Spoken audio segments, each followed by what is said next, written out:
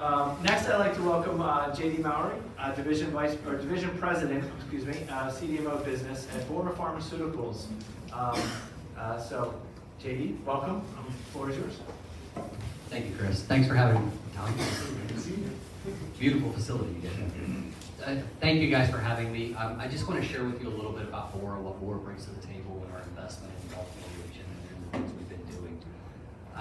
So this is a picture of the facility. So we've got a sterile injectable line that is fully insulated that we brought online since we acquired the facility. Just a picture in the background that's recently been brought on. It's produced by Groninger. So I want to talk a little bit about, the drug development process really doesn't end at manufacturing. We've got to really make sure that that actually reaches the patient. That's something that Bora takes very seriously, and our role we play in the value chain.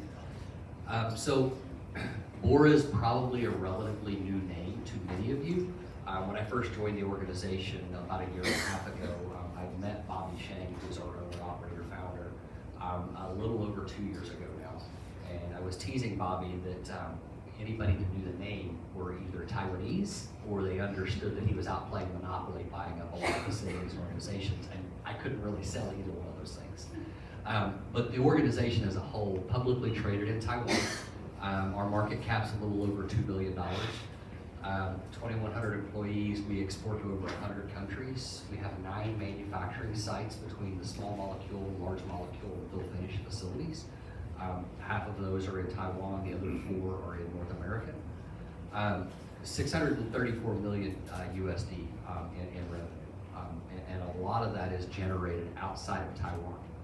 So we do produce within Taiwan, but there's not a lot that actually stays within the country.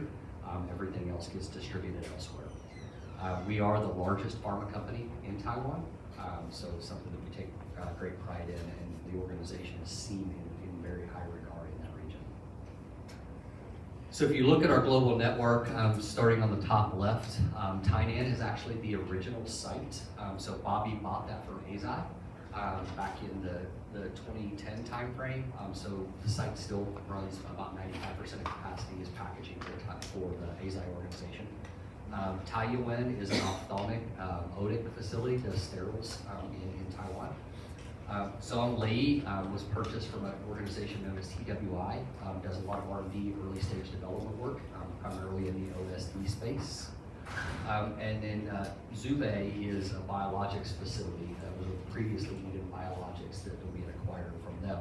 So they do a lot of ADC conjugates, that type of work, smaller scale, but then they also partner with our San Diego facility that we purchased from Tanvex, which is where we do large molecule here. And you may have seen press releases. We recently did a $30 million ribbon cutting there. Zunan was previously owned by Impax or Amneal. So we own that facility now. That was that's kind of the flagship site in Taiwan. And then, as I mentioned, San Diego, we purchased from Tanvex. Top right, Maple Grove, 270,000 square feet. About 170,000 square feet of that is in operation. The rest is shell space that could be developed and built out for other operations. That came as part of the April 2024 acquisition of the Upshur Smith company. So Bora operates as a dual engine strategy. So we actually have half of our organization financially and physically is our commercial products. That's part of the generics business. We also do rare diseases. And with that facility, that acquisition came Maple Grove, and then also an older facility, Plymouth, that we've since ramped down and transferred those products over to Taiwan. And then one of our larger facilities is Mississauga. So we acquired that from GSK about 5 years ago. The site runs about 18 different products for GSK to this day, does over 200 different SKUs. OSD, it does derms, it does orals, quite a bit of variety at that facility. And then the one that is paramount to the operation, and it really, I tell Bobby all the time that this is the deal of the century, they'll never find another buy like this again, is our Camden or Baltimore facility where we do sterile fill finish. That organization, that site has 5 filling lines. It really is going to be the major growth driver for Bora over the next few years. Right now, Mississauga, from a revenue perspective, is our top earner for the network. Baltimore is already second behind that. and it's quickly growing. So, as I've mentioned, we do OSDs, we do sterile fill finish, we do biologics, we also do some non-sterile liquids, so think of those as like oral syrups, things like that. We do semi-solids, so DERVs, ointments that you would rub on your skin for things like for ailments of the joints and such. And as I mentioned, we do ophthalmics and otics in our site in Taiwan. So Baltimore, US FDA regulated, fantastic facility. The last few FDA inspections have gone through with flying colors, very highly regarded. Customers come through and they see that facility and they look at it and they meet the team there. They're highly, highly impressed. We've continued to invest in the facility, and I'll touch on that in a moment. We do vials, pre-filled syringes, cartridges. We can do liquid and bio at that facility. And then, as I mentioned, the Groninger line was the one on the cover slide. We've got a Chase Loebman, two different ones. We've also got an AST line, which is our most recent investment. And then we also have 3 formulation suites and facilities also capable of terminal sterilization. We're producing commercial products for 20 different customers right now out of that facility. So different vial presentations, I won't read through this in detail, but basically any format, vial, syringe, cartridges, we can cover just about anything. And if we don't currently do it today, we've got a robust process for tech transfer to be able to help scale those up and bring in the tech transfer parts and get it fitted on the facility. Inspection, packaging, serialization. Facility, again, is very capable in that regard. We're able to take care of multiple countries, constantly working with different regulatory bodies to make sure the facility stays up to standards, and making sure our team is trained to those standards. Again, regulatory track record, we've shipped to multiple countries, FDA, PMDA, Turkish health authorities, ANVISA. Everyone that comes into that facility continues to be impressed with the track record and what we've done over recent years. Specifically since that acquisition, we've also seen many customers that were prior customers that have returned under the Bora umbrella and been part of helping to really turn that site into a place that people want to be part of. So, mentioned this, I spoke about this about a year ago in Baltimore at the Chamber of Commerce. So we invested about $15 million just after the acquisition. We're bringing in a new filling line called AST, fully robotic, vials, syringes, cartridges. It's highly accurate. It's also meant for orphan drugs or products that are actually very small volumes, where the loss of yield and things like that are extremely critical because you could impact how many patients can be dosed.